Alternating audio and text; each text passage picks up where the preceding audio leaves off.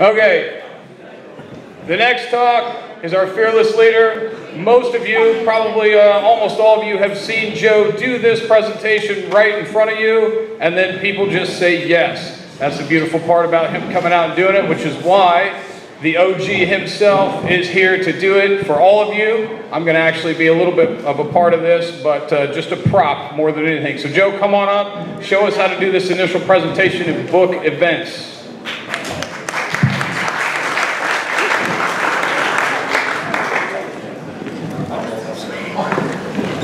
And we can all get that, right? Video. Sure. Yeah. We're all good. Yeah, we got it. Okay, guys. So, obviously, the initial presentation, how it works and why it works is there's a little bit of a science to it, a little bit of a secret sauce. Just in the back talking with Bert after his talk. The truth of the matter is that if you don't properly do what Bert just showed you how to do, what I'm going to talk about doesn't even matter. So if you don't get and build some rapport with your prospect and do your homework before you get in there, if you get to the time where you're presenting and he's got that blank stare, you're up the creek, there's no paddle, there's no way downstream, you're done. So, Bert's very passionate about that because Bert likes to do things right in our business and he doesn't like to waste time, and his time or anybody else's. So, really do the front end of it right, and then the back end kind of comes together. I just a couple quick notes on booking an event. How do you always, bat 1,000? Obviously, but obviously with the thing being that you have the right group, assuming, prepare a little bit for your appointment. Don't just go in there blank. Some of the new guys that we'll train with, we're in the parking lot ready to go in for the appointment. I'm like, what do you know about this guy? I don't even know his name. Or they don't know, they haven't Googled the people, don't know anything about them at all. Do a little bit of homework, okay? You're supposed to go in there as an expert. Act like an expert, okay? Don't just go in there and look for them to lead you. You need to lead them. So do your homework, show a little bit of respect, show that, hey, before I came in, I thought I'd do a little research on you, learn a little bit about you. And it'll do two things. Number one, it shows respect to them, but it also boosts your confidence. Because now you know a little bit about them, you might know something like Bert's always talking about, rapport, who do you know? Who do you know that I know? What are some commonalities? Those are really important threads that you need to weave together your presentation, so it's hugely important. And really the appointment is 5 essential parts. And when I say the appointment, I'm talking about from the time you leave the office all the way back till you're walking out the door, hopefully having gone through the principal's office and had this thing approved. So the real important thing is obviously rapport. Establishing a commonality, a common ground is so important. If you don't do that, you're the guy Bert showed you in the video. And that's the worst possible scenario. So you need to do that. You also want to know, who are you being compared to? Mark Urban, one of his basic tenets is he always wants to be the number 1 or 2 fundraiser that that group works with. That means you're important to them. You're valuable. They need you as much as you need them. So you got to know what they expect, okay? And the only way you can find that out is by asking pointed questions about their groups, what they do, what they like, what they don't like about it, and what they make from that fundraiser. And a lot of new folks, you're very excited, and you rush through that stuff because you're worried about, I got to give this presentation, and I don't even remember what to talk about. Look, the truth of the presentation is this: if you can read, you're going to be just fine with the presentation, because literally reading the presentation, and we'll get into kind of the psychology behind that here in a couple of minutes. If you can read, you can do the presentation. So, find a specific, attainable goal, okay? The goal is so important to what we do. If you get a guy, well, if you have an extra $5,000, $10,000, $15,000, what are you going to do with it? Well, we need a new turf field. Well, that's about $500,000. So if you'll work with me for the next 40 years, we can get you there, That's not attainable. Specificity and goal is just so important. So please, please, please dig in. And I go to that well, and you guys, when we're training, you'll see me go back in, and it comes up with 5 or 6 or 7 different things. If you had to prioritize this, 1, 2, and 3, tell me that priority. What's your number 1 need? And it's also a good opportunity to explain to your sponsor why you're doing that, okay? And this gives you an opportunity to look like an expert, okay? And you can say to them, look, we're going to ask your parents to help, okay? So I want you to envision that you're a parent of one of your kids, okay? And the one I always use with our guys is, when you're in a music program and they need a new tuba, well, Timmy plays the tuba. That's 1 out of 200 kids. The other 199 parents don't give a darn about Timmy and that tuba. So that's not a good goal, okay?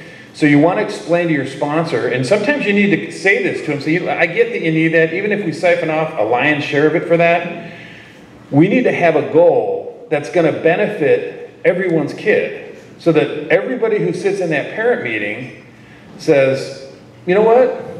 I can see how my kid might get a direct benefit. Yeah, okay, maybe I'll do something to help out, okay? So think about what you want. What we want is a killer event on the back. We want, to clean this thing up. So in order to do that, you got to understand what makes the wheel go around. And you're not just blankly checking off boxes. Okay, I asked that question. Okay, I asked that question. Think about the meaning behind that question and what it is you're trying to do. So it's really, really important to have a specific, attainable goal.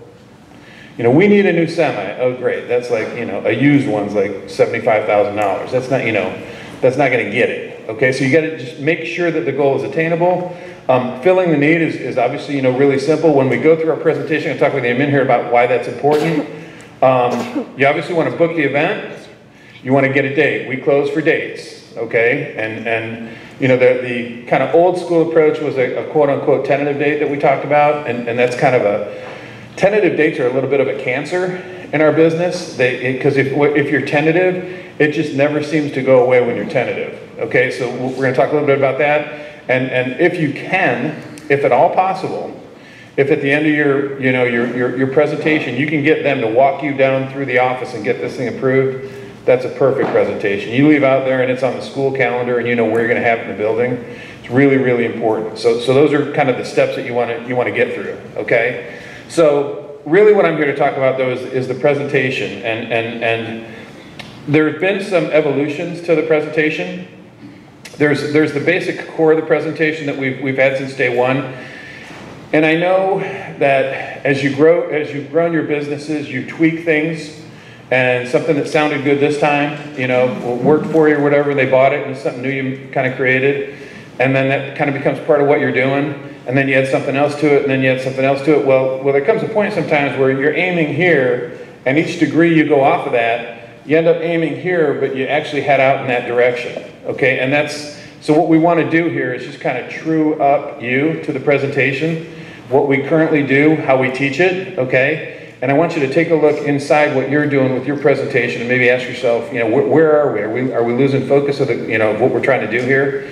So we'll get into that a little bit. And what I wanted to talk to you about is one of the things that I think is a bit different about our presentation, and I think it works to our advantage, is that we do what's called a third-party presentation. Okay, so when you get in and you present, as most of you know, the new folks are kind of learning this, you talk about me, okay, and how I started the business. And let me be real clear with this, okay?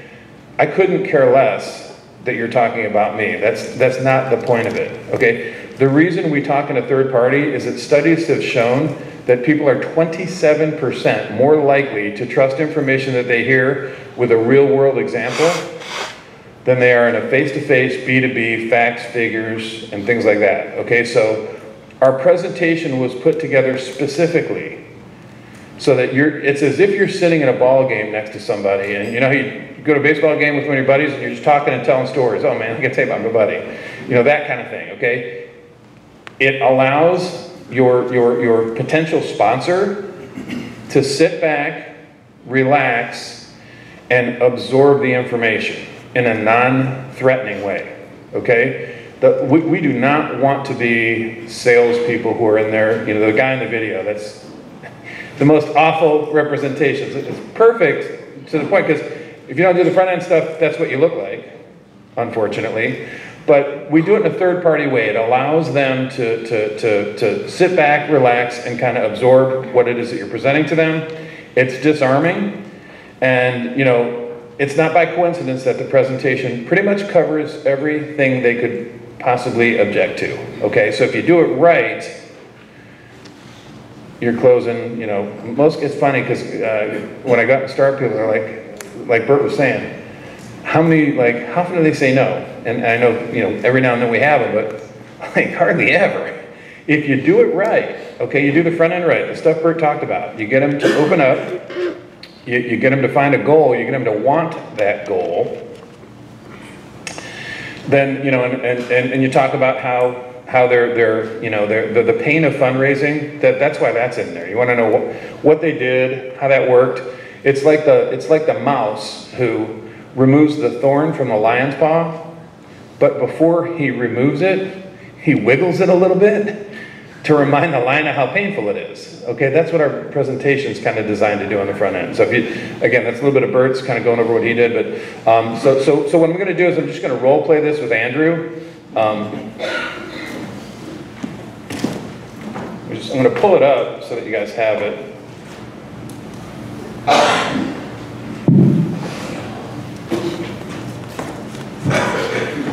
So Andrew is going to be Mr. Owings, and he's a band director at, pick your high school, Shawnee Mission Northwest. Thanks, that'll be easy. How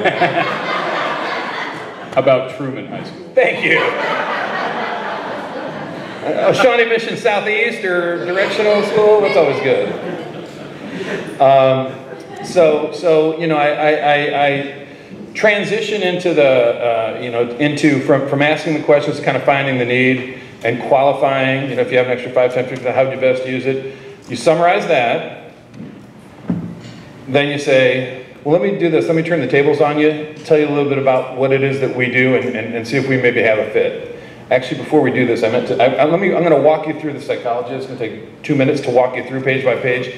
Then we'll go through it. So here, what we're trying to do is I'm going to tell you about a friend of mine. His name's Joe Matejka. He's from Cleveland, Ohio. His first job out of high school was doing fundraising. And so what we're doing there is we're analogizing how our business started with what they've seen for the last 20 years or however long they've taught, okay? Candy, wrapping paper, popcorn, candles, all that kind of stuff. And so you're saying, I know what you've been doing, okay? Then he got into a business where he was furnishing model homes for builders. And he would have furnished a model home, and when the house is set, you guys have all heard the presentations. What I'm doing there is I'm saying that the model home furniture business, I was a mobile store moving from community to community. Obviously that's going to come back around because that's what we are, a mobile store, right? So that's where that idea came from. So that's why we say that, okay? This is laying the groundwork for why this weird idea might work. I was looking to expand the business. Guys, the best part about this thing is it's all true. I was looking to grow the model home business, and I stumbled across this. I couldn't get into older communities because there were no model homes, and I'm like, do I do hotels? That's exactly what happened. I live in a great community, but it's built out. So I never had a chance to do model home furniture in my community. Found that 1 in 10 people in America buy a mattress every year. It's a way bigger number than you would think. I'm pretty sure most of these directors and coaches don't know that. So what we're saying here is there's a big market for what I'm about to talk to you about. Here's why, what cost centers look like in traditional retail.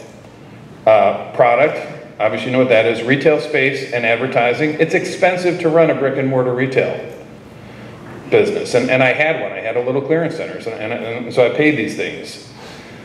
So the way it began was we used the school as a showroom. So the school becomes the model home, okay? As opposed to spending my advertising dollars on radio, TV, print ads, we use kids to promote it, low cost. So what I'm telling them is our business model works because we're a low overhead business model, okay? First sale, we sold 42 beds. You guys have all heard it. Ran a check for over $4,000 to Avon High School in Avon, Ohio. We still work with Avon High School football today. They had their sale a few weeks ago. Today we have over 90 locations across the U.S. This is the latest numbers, guys. We're going to work with 2,500 high schools nationally, thanks to you guys. We've raised over $30 million for programs just like yours. Awesome. Who we work with. What this is doing is, I call this the Bert Harbin screen because Bert's a huge movie buff. So when we first started, Bert's like, man, these schools they're really cool. You know, I've seen this movie and that. So we go through and we're telling them we're in Texas. We're in the biggest band in America, 778 kids. We work with Hoover High School, which happens to be, for those of you guys who don't know, Charlie's kid played for them. So, you know, a high school national championship team. The movie Hoosiers, that's a school that Jim Malone works with.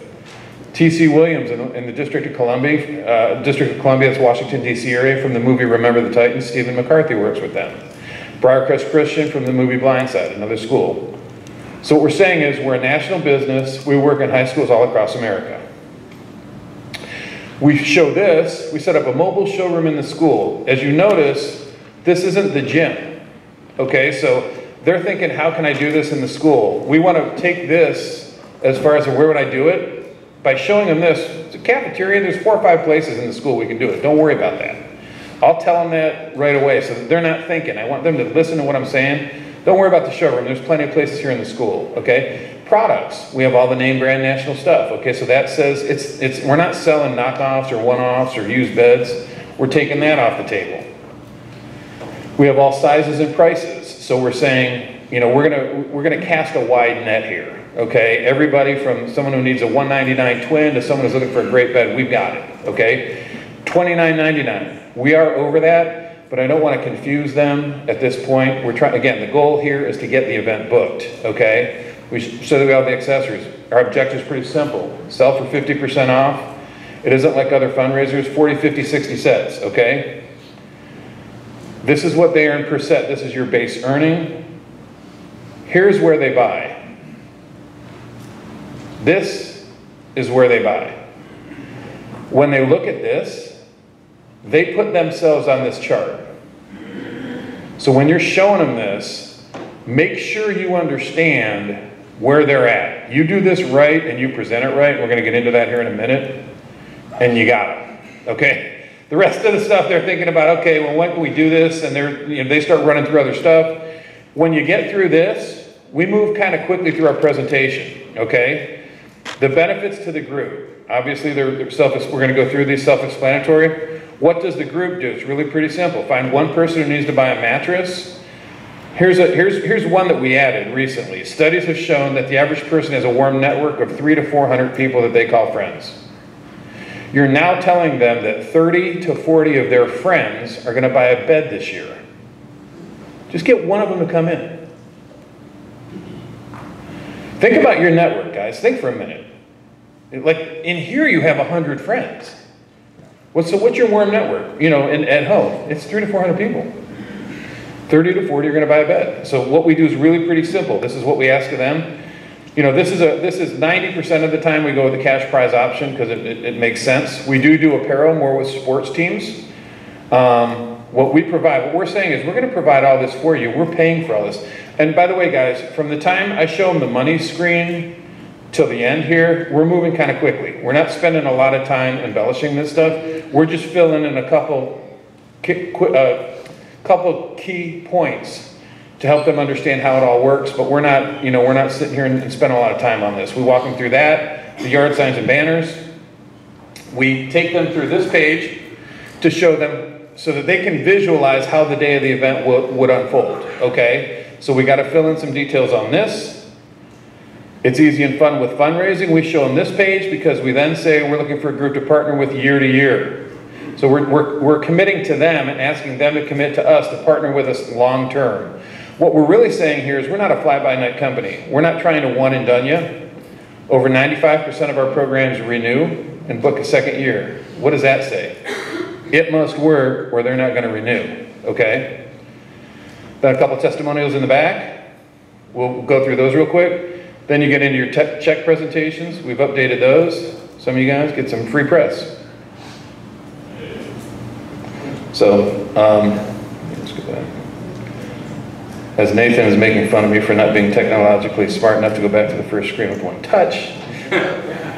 So that's kind of the psychology behind it and what we're trying to do. Okay, so we're just going to role play this really quick. Okay, He's the band director at Shawnee East North Southwest High School, or Truman High School. Truman's fine. So Andrew, and I'll do it third party as if I'm not Joe Matejka. Okay, so Andrew, listen, what if I turn the tables on you, tell you a little bit about what it is and what we do? Actually, our business was founded by Joe Matejka. He's actually started the business in 2005 in Cleveland. A little bit about his background. His first job out of college was doing fundraising, and he did the stuff that, as a director, I'm sure you've seen: candy, wrapping paper, popcorn, candles, wreaths, picture frames, sunscreen they sold, and a lot of kind of stuff. And in his mid-20s, while he loved working with schools, he didn't really feel good about it. It's the truth, I didn't feel good about it. He didn't feel good about it because he didn't really feel like he was selling any product of real value, so he left the industry. Actually, he started a business where he was furnishing model homes for builders. And what he would do is he'd furnish a model home where the builder would lease the furniture, and he had a contract that said, when you sell the model, you give us a weekend to sell off the model home furniture. So not only would he sell the base package of furniture, but he'd bring 2 53-foot semis full of furniture and pack the house. There were 4-bedroom sets in the garage, dining room sets were in the basement. And really what he figured out is he was just a mobile store moving from community to community all over the greater Cleveland area. And actually he was looking to expand that business, and there were 2 problems with the business. And this isn't in, so you guys might want to jot a little bit of the notes down. There were 2 problems with the business. Oops, sorry about that. One is that furniture comes in broken and damaged all the time, which is really kind of a pain in the butt. And the other problem was, because it was model home furniture, he could only do it in those communities where there were model homes. So Cleveland's an older community. That put him in the outer ring suburbs around greater Cleveland. He couldn't work in the nice, older, established community. So he was looking for a way around that. Summer 2005, he read an article in Furniture Today, which is the research journal for the bedding and furniture industry. He found that in any given calendar year, 9.9% of the population, 1 in 10 people, buy a mattress every year. And as a retailer, you actually have a little brick and mortar location. You have 3 primary cost centers. You have your cost of goods, which is your product; retail space, which is your showroom. Most guys are out by the mall. Now, if you're in a big city, guys, if you're out by a mall, you can spend 30, 40, 50 bucks a square foot. If you're in small town America, $10 or $20 a square foot is a better number for you to use for the showroom. And then advertising. Traditional retail uses very expensive mediums: radio, TV, print ads, and things like that. And, he postulated, he said, if you can do a community-based mattress sale where you host it in a school, your showroom is free. And that can create a real savings, and also add value to the community, maybe help you sell your beds for less, up to 50% off retail, and also involve the kids as your advertising. So basically, you cost shift your advertising dollars from radio, TV, print ads to the kids. Does that make sense? Yeah? Okay. See, he's really engaged and involved in this part. So long story short, the first event he did, they sold 42 mattresses. And he wrote a check for $4,000 to the Avon High School football program. Well, the rest, as they say, is history. Last year in Cleveland, I typically say they work with 60 different groups, raised them $300,000. There's actually over 90 locations across the country, of which we're one of them. We're going to work with over 2,500 schools. We've actually raised over $30 million for programs just like yours since we started. Thank you. Some of the programs we work with: Allen High School is the biggest marching band in America, 778 kids.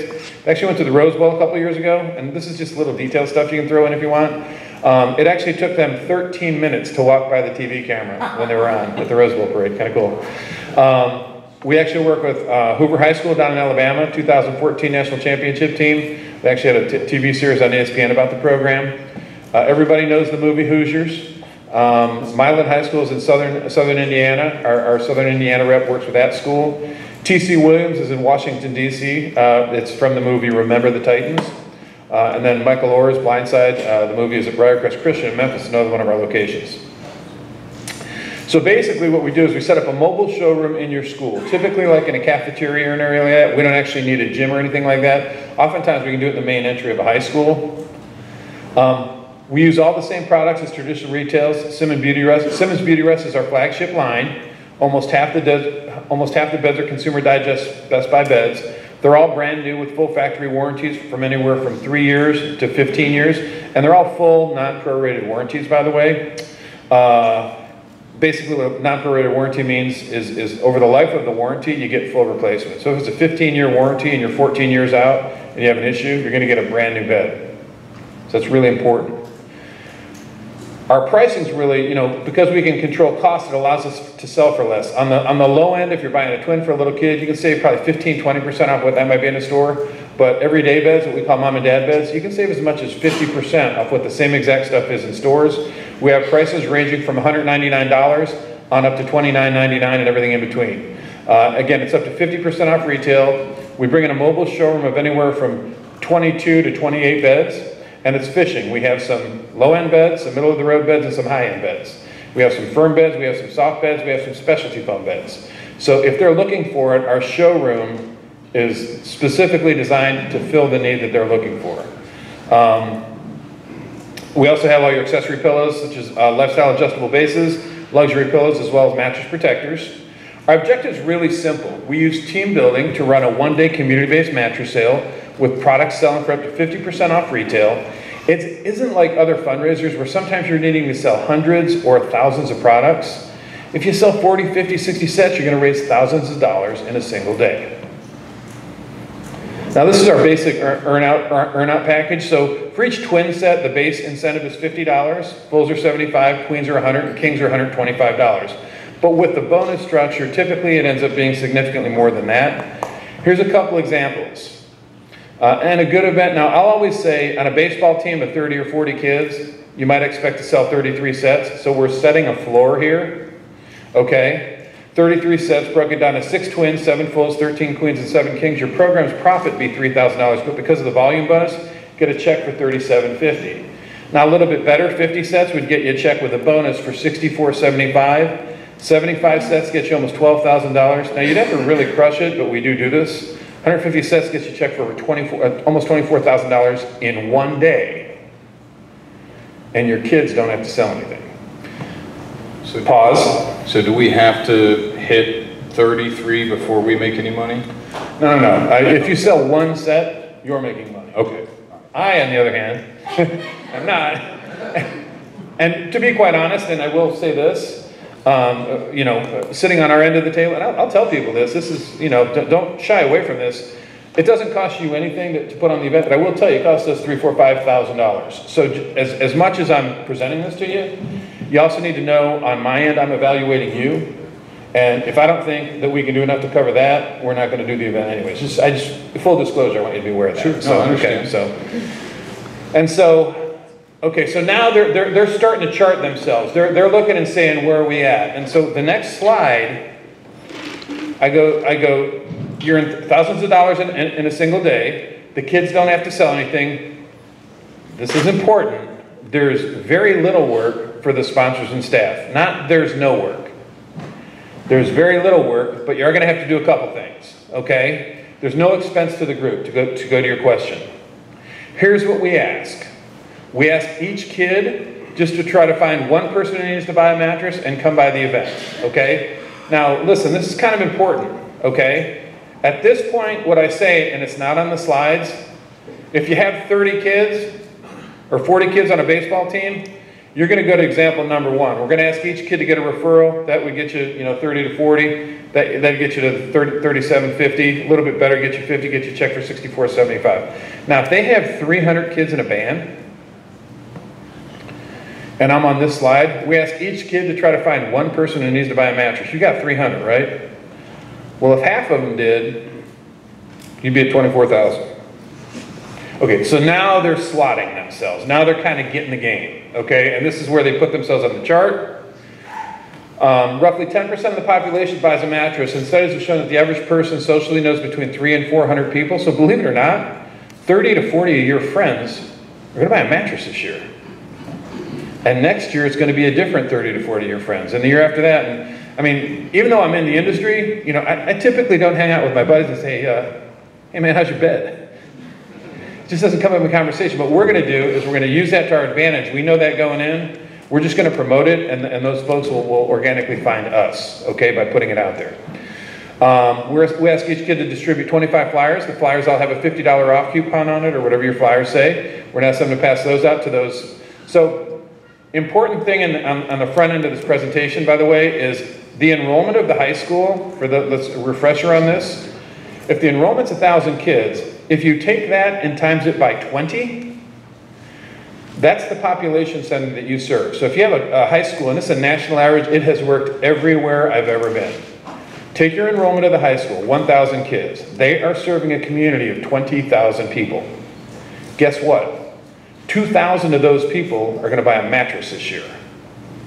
And it's going to be another 2,000 the next year, and a different 2,000 the year after that.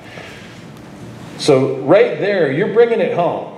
You're bringing home why this thing works to them. It's important to point that number out. Do it every time. That's why you need to know the enrollment going in. Don't just go, how many kids are here? Yeah. Do your homework. That's not his job. That's your job. Do your homework, okay? Point that number out. That's the network. So anyways, I got off on a tangent there, but so they're going to pass out 25 flyers to those 2,000 people who are going to buy a mattress this year, put a $50 coupon on their door. We're going to ask them to put a sign in the yard and be here the day of the event to act like knuckleheads. Can your kids do that? Oh yeah, they're great. Okay, so now, sorry, question. Trying to role play. So, you're doing a great job. So now, in addition to the money for the program, there's also an incentive for the kids. Obviously, you know, your kids are traveling, you have budgets and all that kind of thing. One referral, which is somebody who comes and buys a mattress worth $25, two is worth $50, three is worth $100, five is worth $200, 10 is worth $500 cash. And again, this is in addition to the money for your program. Pretty good, right? At this point, they're just like, yeah, let's do it. We do an apparel program with some of our sports teams. If they need some gear, we can work that out. Or if you're in an area where they can't give direct cash to the kids, there's a way around that. What we provide is all the professional marketing materials, a detailed plan. Am I talking too loud? Slow down. Drag it out. Okay. So let's get into this a little bit. At this point, we speed up. We got to get to the close. So thank you, Tom. So a detailed plan to help you maximize your results in the community, also guidance throughout the entire process. We provide all the professional marketing materials, including a save the date flyer that goes out right after we set your date. We have an email campaign that we'll take care of for you. We're going to ask you to blast it out, but we'll set it up for you. We have flyers for the kids to pass out that have coupons. We have our heroes flyers, which are local cops, firefighters, hospital workers, vets, things like that, as well as faculty and staff discounts. They actually get the deepest discounts of everybody. Oh, here at the high school, you got 1,000 kids. How many folks you have on staff? 200? 20 of them are going to buy a bed this year. Again, you're planting seeds for them to think, oh, that makes a lot of sense, okay? We'll provide all the yard signs for the kids to pass out. We'll put banners up at all your feeder schools so that they know. We fully run and staff the entire one-day event. We set up before the sale and we clean up after the sale. We say we don't leave as much as a piece of paper behind.